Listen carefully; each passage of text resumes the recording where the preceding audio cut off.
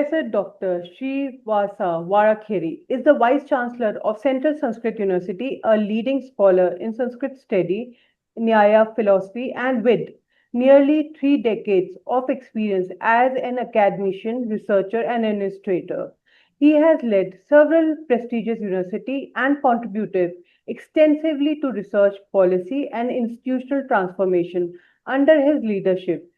Central Sanskrit University has earned NEC A++ grade, UGC category 1 status, recipient of numerous national and international honors.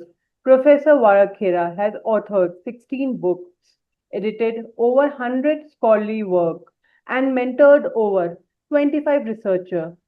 His effort to integrate Sanskrit with modern discipline, technology, and global outreach continued to advance India's intellectual tradition and vision of becoming Vishwaguru.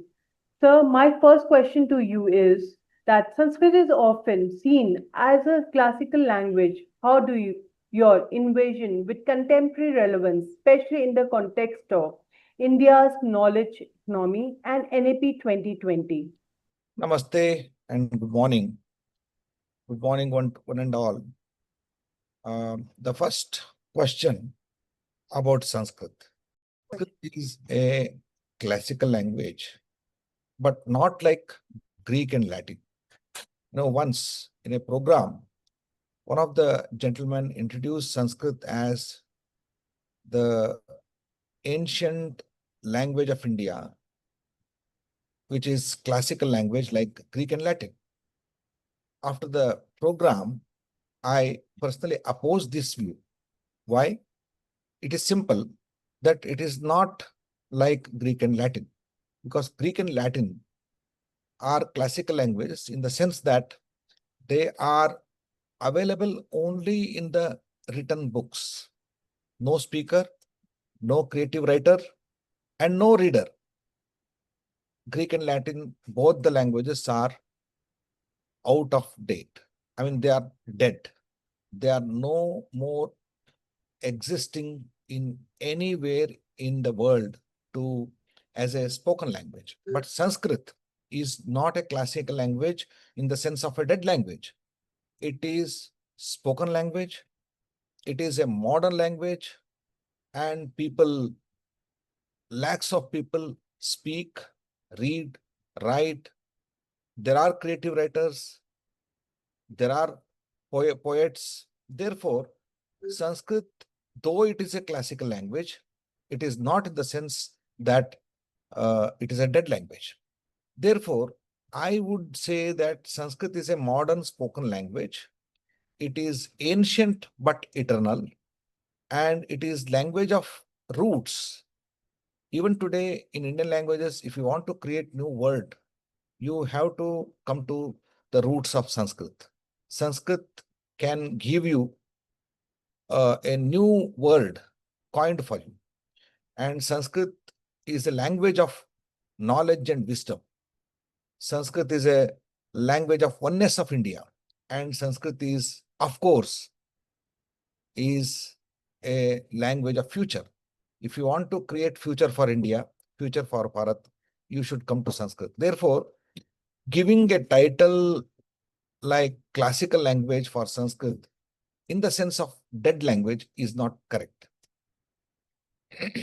Therefore, I would advocate that Sanskrit should be seen, a new narration should be given to Sanskrit for those who believe that Sanskrit is not at all a relevant language, but it is also a dead language.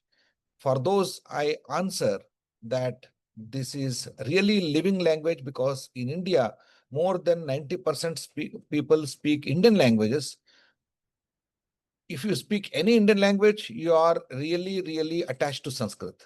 Without Sanskrit, no Indian language can exist. Therefore, I very much consider that Sanskrit is relevant even today.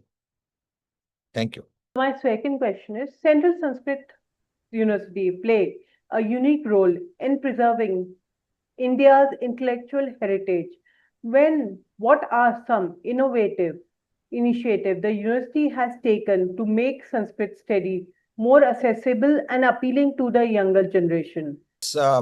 You are saying that a university should make the education aspirational. Today, younger generation is aspiring for their future. How Sanskrit can create a future for them? Yes. As a mandate for Central Sanskrit University, uh, we have to preserve our traditional knowledge systems.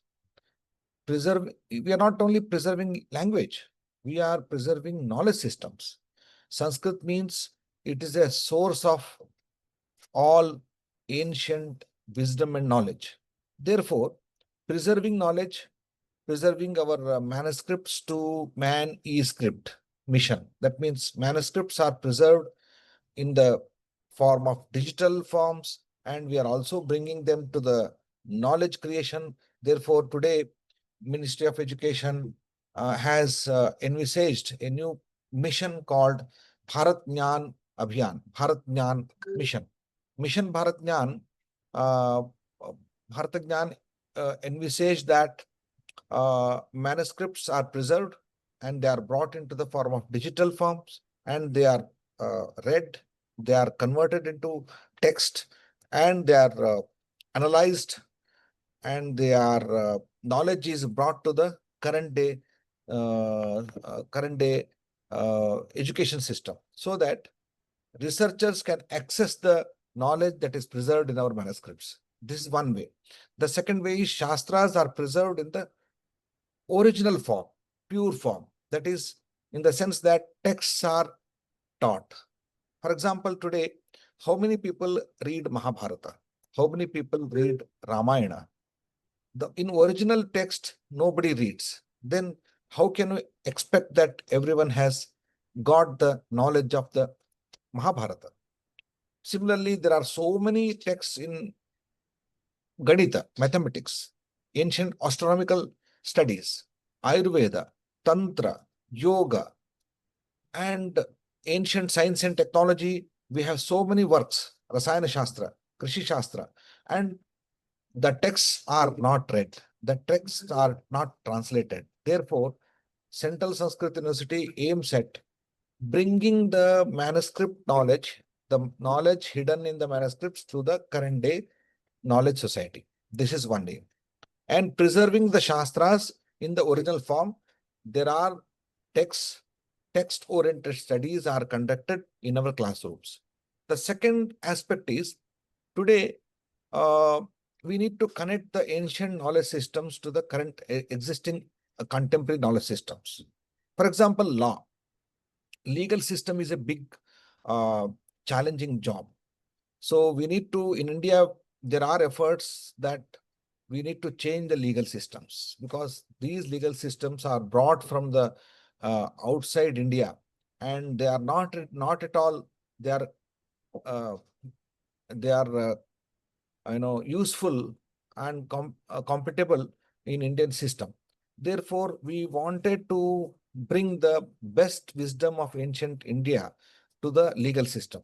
For that, we started LLB program, law program, involving ancient judiciary and ancient jurisprudence.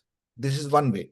The second way is, in order to take the younger generation prepared for civil service exams or competitive exams, we are training the students for civil service exams in undergraduate program. Therefore, we have initiated a Bachelor of Arts program involving Sanskrit and civil service studies. We are also planning to offer uh, management programs, temple management, AI, yogic science and technology, astronomical studies, Bharatiya Ganita, Indian mathematics, and psychology. In psychology also, we have great resources of Bharatiya Manovijnana. So far, it is not at all explored. Therefore, these are all the very important modern day needs of the education. we are connecting the ancient knowledge to the modern day education system. I also come back to the previous question, because in previous question you wanted to know about the connection between Sanskrit and NEP 2020 and knowledge economy. So I'm going back to that question and answering some those questions. Basically, when you go to NEP 2020, it aims at creating the Indianness in the education system. That means Atmanirbhar Bharat. That means we should be able to offer our own knowledge and wisdom to the world. It is not that we are only importing the knowledge, we are also exporting the knowledge. This export of knowledge is possible when our education system is completely built on the base of Indian knowledge. So Indian knowledge systems are the core of our education. That is where national education policy brings in. So in order to make it possible and a reality, we need to bring ancient knowledge through Sanskrit. Not only Sanskrit, Pali, Prakrit, and all our ancient classical languages, including Tamil, Malayalam, Marathi, Kannada, Telugu, and of course, all our ancient Maithili, Kashmiri, and Assamese, Bengali. So these are the languages that have the rich heritage of knowledge. We need to connect them. In that sense, bringing Bharatiya Vidya into the education, Sanskrit will help us in a big way, because without Sanskrit, we cannot access any of our ancient knowledge systems. Therefore, NEP 2020 has created a great scope for Sanskrit in its core. And the second point, of course, any nation should look at the economy while thinking of education, because education should lead the economy. Knowledge economy is the real power today. How to convert your knowledge as the economy, so that world can lead its life. So in order to make the knowledge economy, in order to push the knowledge economy, Indian knowledge will be really great help for us. How? I have traveled across the nations. People, academicians are interested to learn about Indian heritage.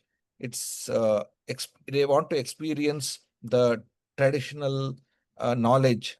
They are interested in yoga. We know that today the world is facing so many problems in environment, in health, and in other issues. Yoga, Ayurveda, and our ancient understanding of nature will be definitely helpful for the world to understand the nature and resolve the issues and problems of the current day society. Therefore, definitely India will become a destination of education. In order to do that, we must really bring Sanskrit into education, which pushes the knowledge economy. Uh, for example, we have a rich repository of arts, music, dance, and architect, and temples and culture. All these are related to Sanskrit. Sanskrit is not a language. Sanskrit is a culture. Sanskrit is a repository of all these our own rich heritage. Therefore, I am of the opinion that definitely Sanskrit will push the knowledge economy and push forward all the ideas that are placed in NEP 2020. Thank you, sir. My next question is, what is your vision for global engagement? Can Sanskrit become a bridge between India and international academic communities interested in Asian texts or cultural studies? Yes, of course. Each nation wants to look at and go back to their roots. I have seen in Europe and many other countries, they are not only preserving their heritage and their cultural roots, but also they are very much interested in studying and connecting the current day life with their roots. Similarly, they are also interested to know that how India was a very rich country when you compare other countries in the in last if you say 1,000 years back, and at least up to 400 years back, India was producing world's larger economy, economic power. India was very big economic power. That means we are 32% of GDP was from India, and global economy was governed by India. How? Because its knowledge, its production, and its technology and science and technology. And people are still interested in that. Not only that, people are interested in Indian culture, Indian art forms, Indian food, Indian music, Indian dance, Indian temples and architecture. So all these are connected and people are interested. Globally, people are interested. And today's technology will wipe out the humanity.